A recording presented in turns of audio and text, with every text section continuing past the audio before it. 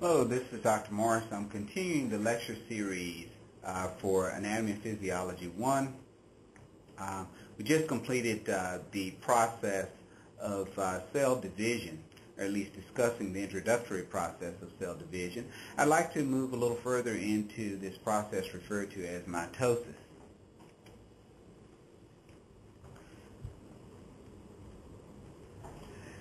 Now, as we look at cell life cycle, and we've gone through the phases, the G1 phase, the G2 phase, the S phase of this mitosis, we'd like to now talk about cell life cycle as it involves these phases.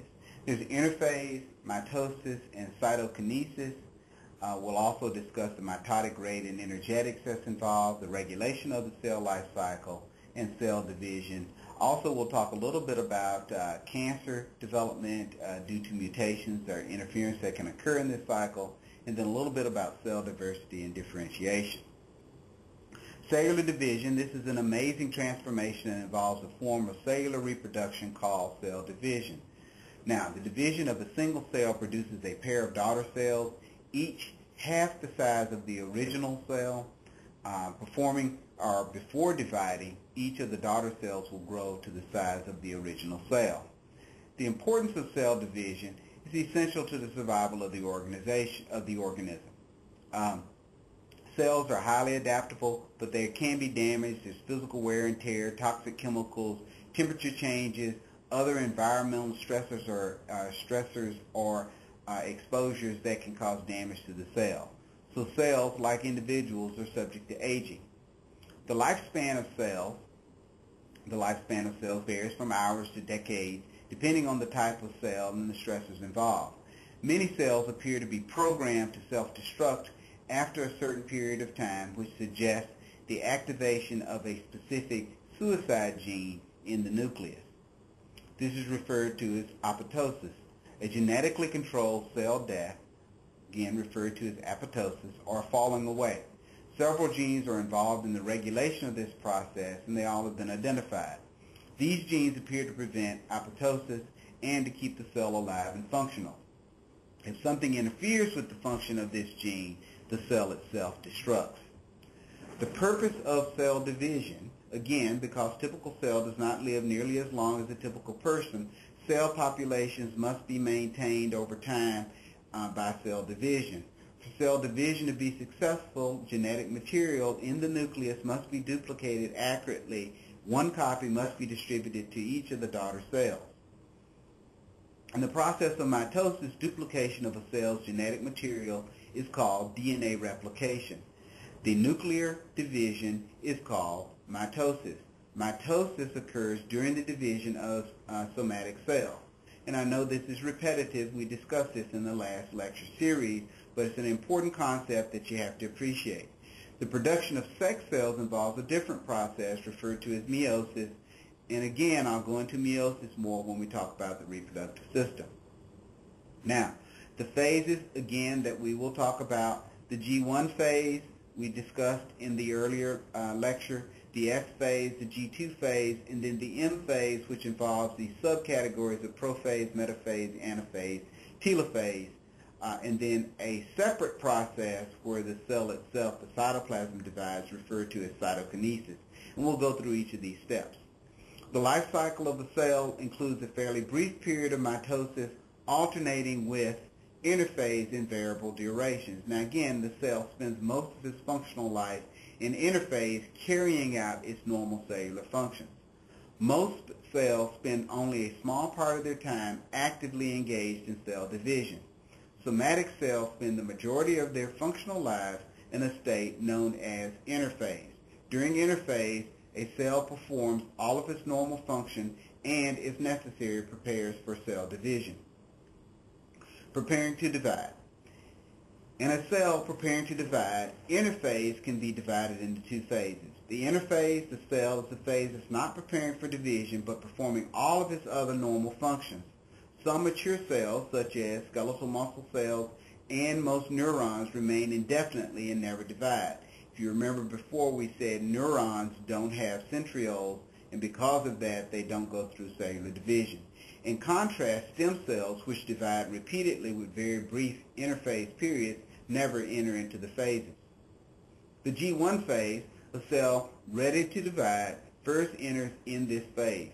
The cell makes enough mitochondria, cytoskeleton elements, endoplasmic reticulum, ribosomes, Golgi membranes, and cytosol for two functional cells. The G1 phase, centriole replication, begins and commonly continues until the cell dividing at top speed may last just 8 to 12 hours. Such cells pour all of its energy into mitosis, and all other activities will cease. The process may last for days, weeks, or months. Preparation for mitosis occurs as the cell performs their normal functions. Now in the S phase, when the activities have been completed, the cell enters the S phase. Over the next 6 to 8 hours, the cell duplicates its chromosomes. This involves DNA replication and the synthesis of histones and other proteins in the nucleus. DNA replication, the goal of DNA replication, which occurs in cells preparing to undergo either mitosis or meiosis, is to copy the genetic information in the nucleus. The cells end up with two identical sets of chromosomes. In mitosis, one set is given to each of the two daughter cells. Each DNA molecule consists of a pair of DNA strands joined by hydrogen bonding between complementary nitrogenous bases. DNA replication, the DNA strands unwind, and the DNA polymerase begins attaching complementary DNA nucleotides along each strand. On one original strand, the complementary copy is produced as the continuous strand. Along the other original strand, the copy begins as a series of short segments spliced together by ligases. Again, this is an enzyme that's involved in this process. This process ultimately produces two identical copies of the original DNA molecule. This is an illustration from your book demonstrating the DNA polymerase in action as it uncoils and lays down these new strands of the complementary bases. Helicases, a process begins when enzyme called helicases will unwind the strand and disrupts the weak bonds in the bases. And remember, the DNA is in a spiral type of formation, the double helix, which is significantly wound and wrapped around the histone. Now, with the helicases, the strand will unwind. Molecules of DNA polymerase bind to the exposed nitrogenous bases. The enzyme promotes bonding between nitrogenous bases of the DNA strand and the complementary DNA nucleotide dissolved in the nucleoplasm, and then links the nucleotides by covalent bonds. The DNA polymerase, as the strand unwinds, molecules of DNA polymerase will bind to the exposed nitrogenous bases. Again, enzyme has two functions. One, to promote the bonding between the nitrogenous bases of the DNA strand, the complementary DNA nucleotides dissolved in the nucleoplasm, and then second function is to link the nucleotides by covalent bonds. The unzipping of the DNA polymerase can work in only one direction along the strand of the DNA, but the two strands of DNA molecules are oriented differently. So as a result, the DNA polymerase on one strand works toward the site where the strand is unzipping, but those on the other strand work away from it. The unzipping is completely separates the original strand. The copy end, the last splicing is done, and then two DNA molecules have formed. Now your book goes into more detail about these steps, and I would suggest that you review those and be familiar with those steps. Now in the separation of the DNA strand, as the two original strands gradually separate, DNA polymerase is bound to one strand, typically the upper strand as demonstrated in the figure shown before, adds to nucleotides to make a single continuous complementary copy strand. Now this copy grows toward the zipper from right to left, adding nucleotides and sequences. Again, the nucleotides have to match the complementary bases. Now, DNA polymerase 1 and 2. The first DNA polymerase, to bind to it, it must work from left to right, adding nucleotides in sequence. But the original strand continues to unzip. The additional nucleotides are continually exposed. This molecule of DNA polymerase cannot go into reverse. It can only continue working from left to right. So a second molecule of DNA polymerase must bind closer to the point of unzipping to assemble the complementary copies as it grows in sequence until it bumps into the segment created by the first DNA polymerase. The two segments are spliced together by an enzyme called ligases. Now, in the G2 phase, once the DNA replication is ended, there is a brief 2 to 5 hour period of time devoted to the last minute for protein synthesis to the completion of the centriole replication. The cell then enters the M phase. The mitosis begins. Now, mitosis separates duplicated chromosomes of a cell into two identical nuclei. The term mitosis specifically refers to division and duplication of the cell's nucleus. The division of the cytoplasm to form two distinct cells involves a separate but related process known as cytokinesis. Your book gives a nice illustration of this process. And again, going through the steps of interphase, early prophase, late prophase, and metaphase.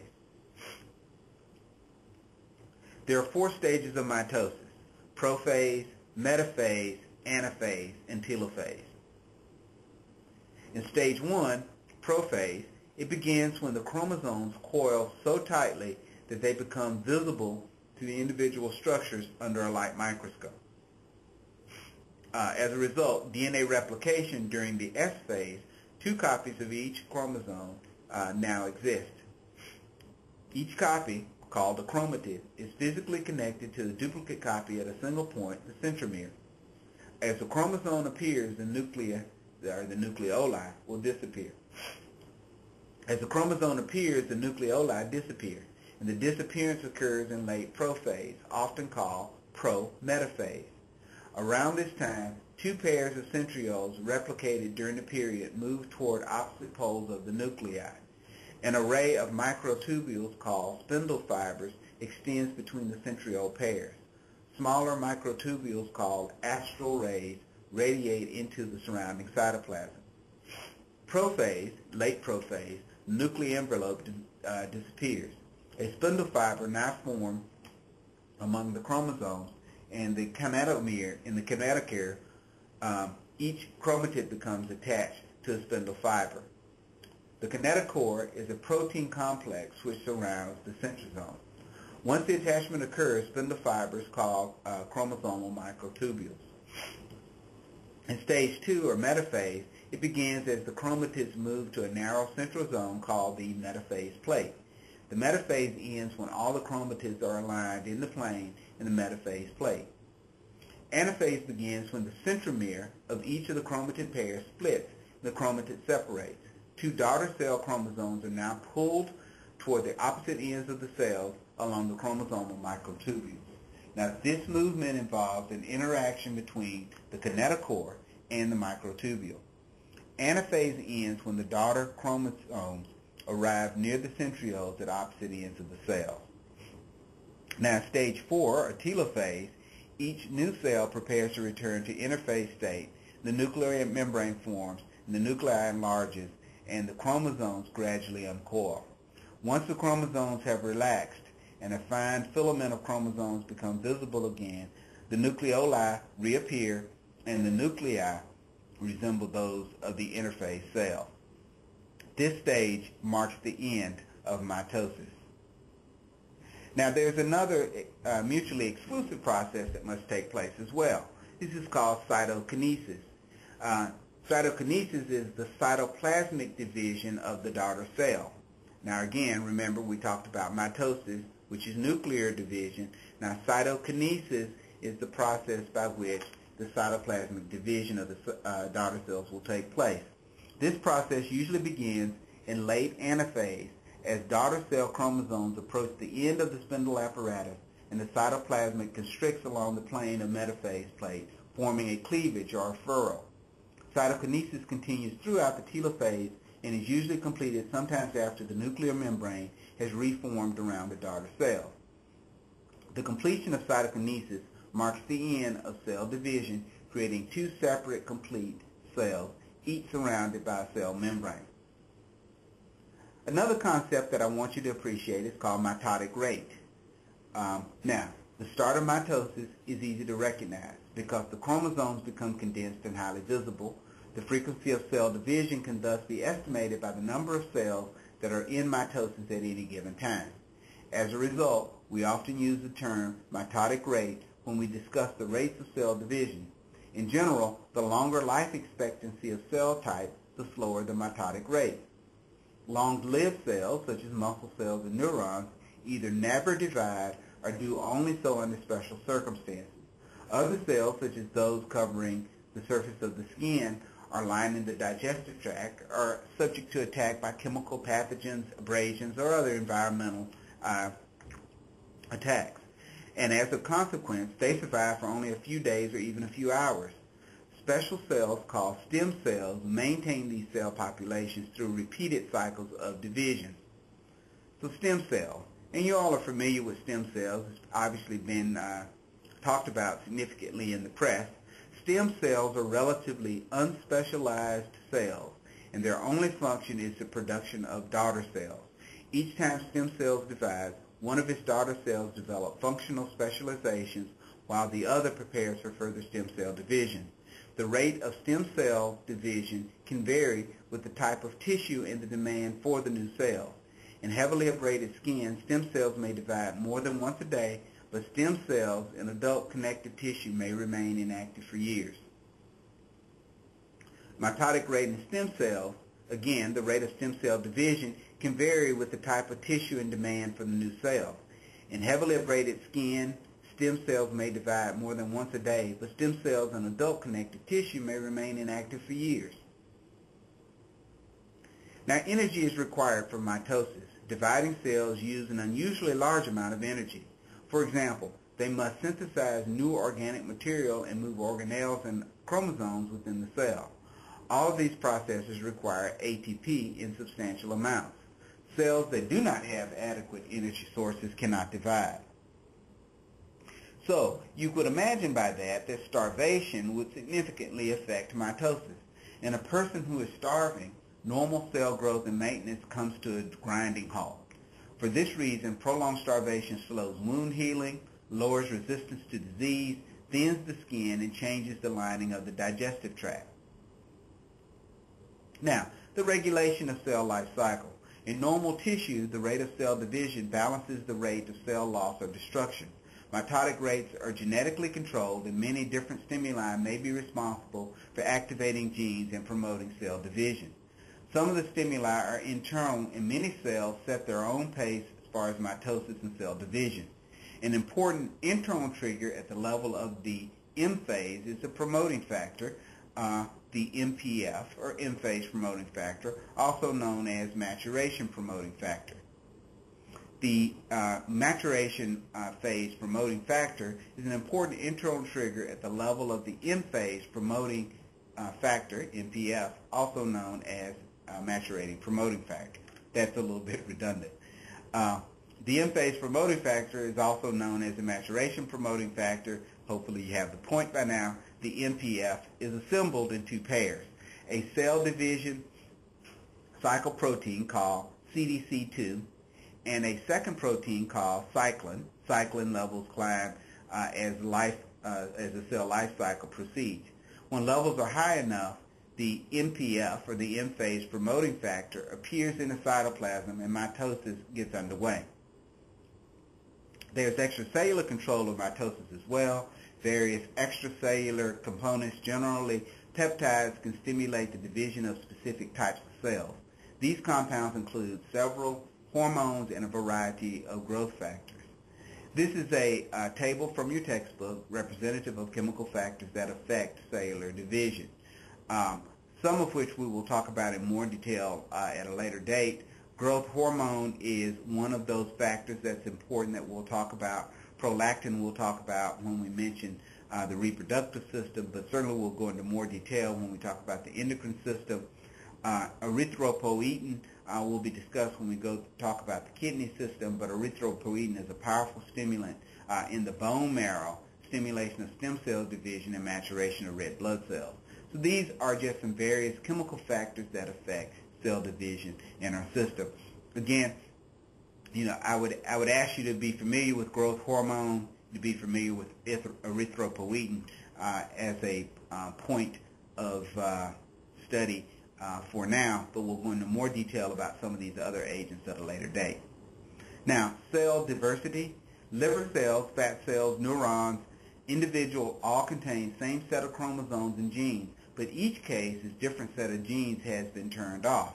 In other words, liver cells differ from that of fat cells because liver cells have one set of genes accessible for transcription, and fat cells would have another set of genes that would be accessible for transcription for fat cells. Differentiation. When a gene is functionally eliminated, the cell loses its ability to create a particular protein and thus to perform any functions involving that protein. Each time another gene switches off, the cell's functional abilities become more restricted. This specialization process is referred to as differentiation. Now, stem cells are undifferentiated. In most cases, the differentiated process is reversible. Once genes are turned off, they won't be turned back on. I hope I said irreversible. I'll repeat that one more time. In most cases, differentiation process is irreversible. Once a gene is turned off, they won't be turned back on. However, some cells, such as those as stem cells, are relatively undifferentiated. So, these cells can differentiate into any of several different types of cells depending on the local conditions. This is why stem cell research is so important, because if we can actually be able to manipulate these cells, place in cells that are undifferentiated, place them into a location such as the brain where neurons exist, and neurons, because they don't undergo cell division, once they're destroyed, we lose those neurons. So in a stroke, in a cervical spine injury, nerves or neurons will die. If we could place in stem cells and manipulate them such that they could regenerate these various tissues, the results would be dramatic. Now, our research is nowhere near that level at this point, but certainly indicates a degree of importance for utilizing stem cells for research. So stem cells in many parts of the body can differentiate into fat cells when more nutrients are consumed than the body can use. Researchers are gradually discovering what chemical cues are responsible for controlling the differentiation of specific cell types. The ability to take a person's stem cells and create new heart muscle or neurons on a demand may one day revolutionize the treatment of heart attacks and strokes. This ends the mitosis portion of this lecture, and we will begin with diffusion on the next lecture. Thank you.